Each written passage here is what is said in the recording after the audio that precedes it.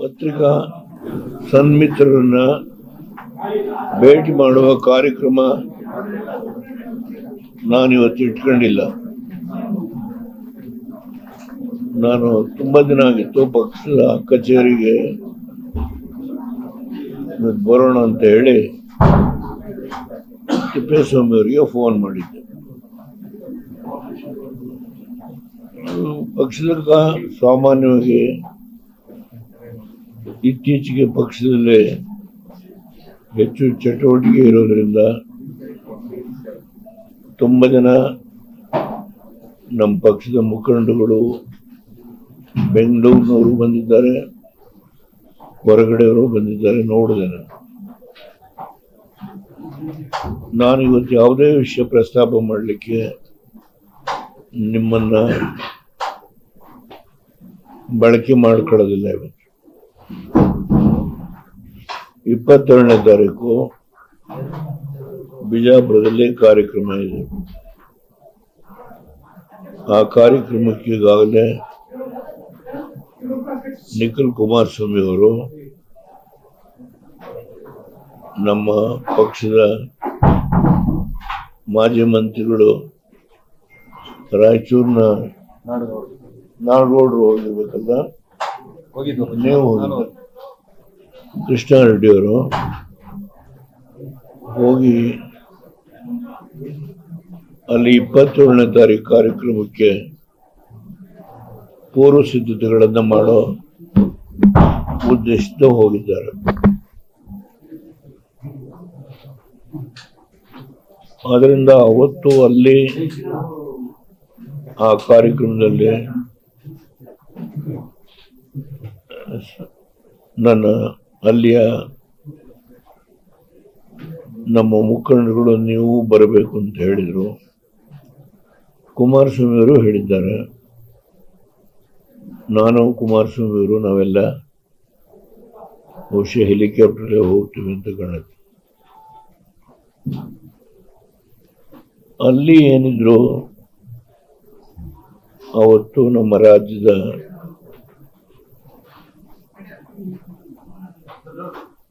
ನೀರಾವರಿ ವಿಷಯ ಮತ್ತೊಂದು ಅಲ್ಲಿ ಮಾತನಾಡೋದಕ್ಕೆ ಅವಕಾಶ ಕಲ್ಪಿಸ್ಕೊಳ್ತೇನೆ. ಅಂದ್ರೆ ಇವತ್ತು ನೀವೆಲ್ಲ ಬಂದಿದ್ದೀರಿ, ನಿಮ್ಗೆ ನಾವು ಕಾಫಿನೂ ಕೊಟ್ಟಿಲ್ಲ ಅಂತ ಕಾಣುತ್ತೆ. ದಯಮಾಡಿ ಕ್ಷಮಿಸಿ.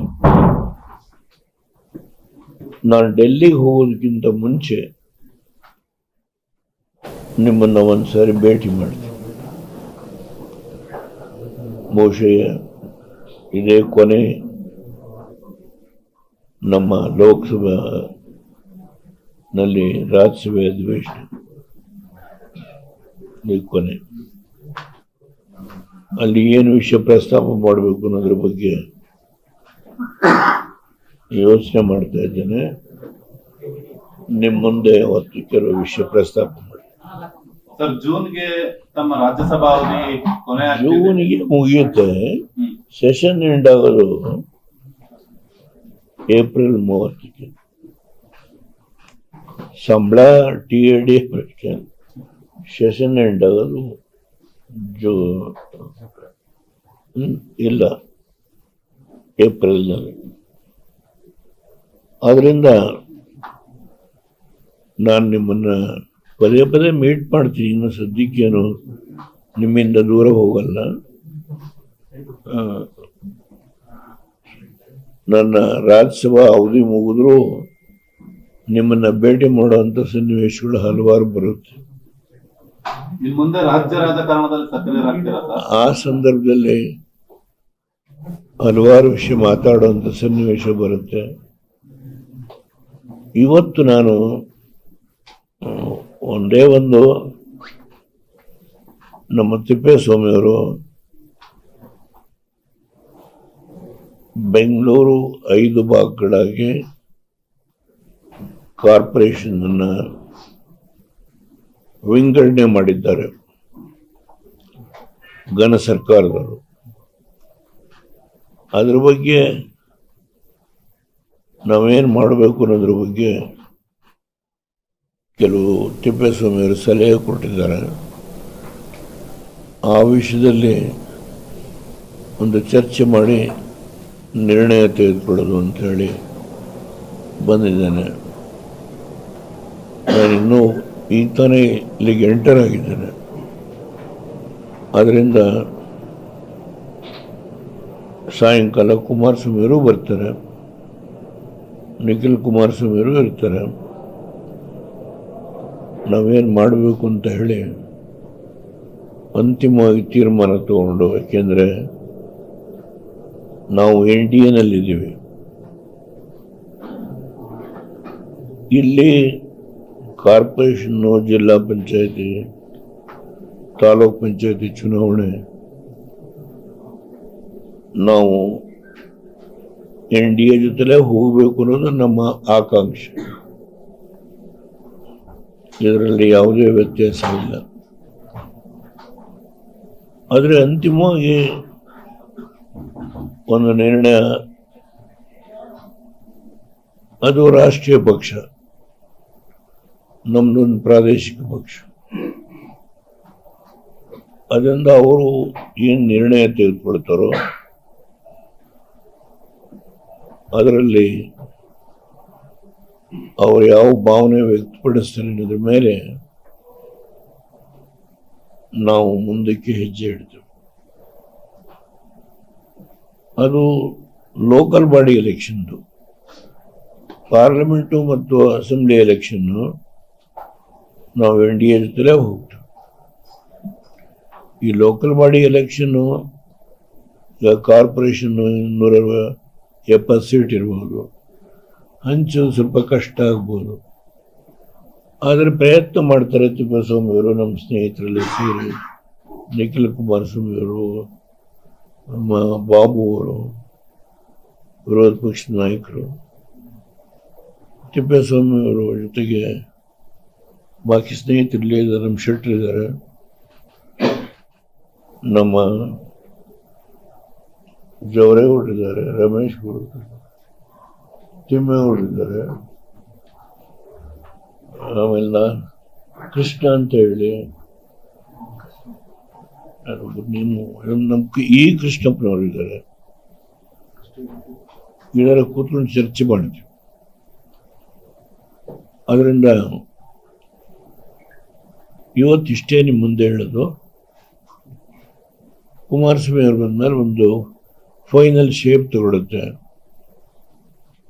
ಅವರು ಡೆಲ್ಲಿಯಿಂದ ಬರ್ತಾರೆ, ಬಹುಶಃ ಕೇಂದ್ರದ ಮುಖಂಡಗಳ ಜೊತೆ ಚರ್ಚೆ ಮಾಡ್ಕೊಂಡು ಬರ್ಬೋದು. ಅವ್ರು ಬಂದ ಮೇಲೆ ಒಂದು ಅಲ್ಟಿಮೇಟ್ ಆಗಿ ನಾವು ಯಾವ ರೀತಿ ಹೋಗಬೇಕು ಅನ್ನೋದು ಒಂದು ತೀರ್ಮಾನ.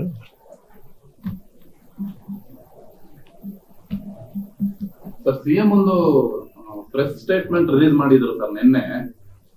JDS ನಲ್ಲಿ ನಿಮ್ಮ ಕುಟುಂಬದವ್ರು ಬಿಟ್ಟು ಬೇರೆ ಯಾರಿಗೂ ಆಯಕಟ್ಟಿನ ಸ್ಥಾನಗಳು ಕೊಡೋದಿಲ್ಲ ಅವರು ಅಂತ ಒಂದು ಆರೋಪ ಮಾಡಿದ್ದಾರೆ.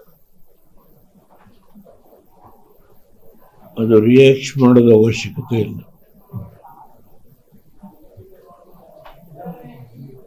ಅದಕ್ಕೆ ರಿಯಾಕ್ಷನ್ ಮಾಡೋ ಅವಶ್ಯಕತೆನೇ ಇಲ್ಲ.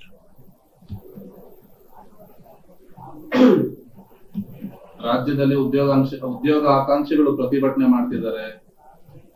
ಉದ್ಯೋಗ ಕೊರತೆ ಆಗ್ತದೆ. 2 ವರ್ಷ ನೋಡಿ, ಒಂದ್ ನಿಮಿಷ ಅದೇ ಮಾಡಿ. ನೀವು ಯಾರು ತಪ್ಪು ತಿಳ್ಕೊಳ್ಬಾರ್ದು.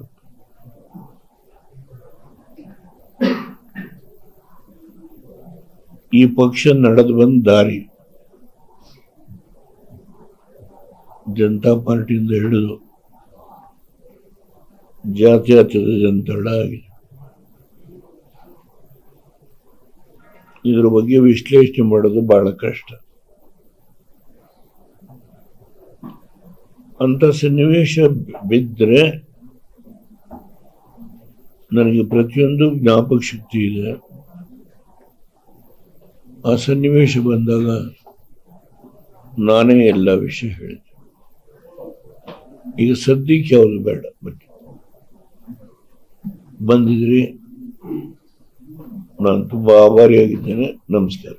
ನಿಮ್ಮೂರಿನಿಂದ ವಿಶ್ವ ಮಟ್ಟದವರೆಗೆ ರಾಜಕೀಯ, ಸಿನಿಮಾ, ಸ್ಪೋರ್ಟ್ಸ್ ಯಾವ ಸುದ್ದಿಯೂ ಮಿಸ್ ಆಗಲ್ಲ. ಬರೀ ಸುದ್ದಿಯಷ್ಟೇ ಅಲ್ಲ, ಜೊತೆಯಲ್ಲೇ ಇರುತ್ತೆ ವಿಶ್ಲೇಷಣೆ. ಗ್ಯಾರಂಟಿ ನ್ಯೂಸ್ನ ಸಬ್ಸ್ಕ್ರೈಬ್ ಮಾಡಿ, ಫಾಲೋ ಮಾಡಿ, ಕ್ಷಣ ಕ್ಷಣದ ಅಪ್ಡೇಟ್ಸ್ ಪಡೆಯಿರಿ.